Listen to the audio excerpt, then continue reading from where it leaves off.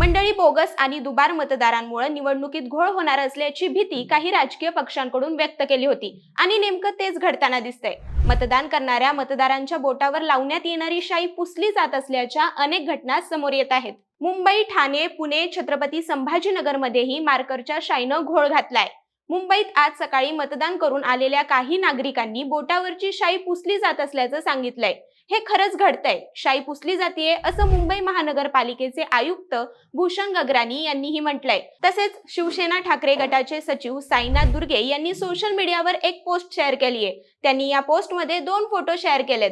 पहिल्या फोटोत बोटावर स्पष्ट दिसणारी मार्करची निशाणी आहे, तर दुसऱ्या फोटोत ती निशाणी पूर्णपणे पुसलेली दिसतीये. साईनाथ दुर्गे यांनी हा प्रकार अत्यंत गंभीर असल्याचं सांगत निवडणूक प्रक्रियेवर संशय व्यक्त केलाय.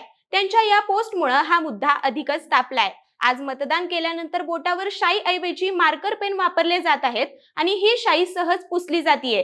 त्यामुळे दुबार मत होण्याची भीती व्यक्त केली जातीये. यावर राज ठाकरे यांनीही संताप व्यक्त केलाय. या प्रकारामुळे निवडणूक आयोगाच्या पारदर्शकतेवर प्रश्न उपस्थित केले जात आहेत. या संपूर्ण घटनेबद्दल तुम्हाला काय वाटतं हे आम्हाला कमेंटमध्ये नक्की सांगा आणि आपल्या विशेष भारीच्या इन्स्टा पेजला फॉलो करायला विसरू नका.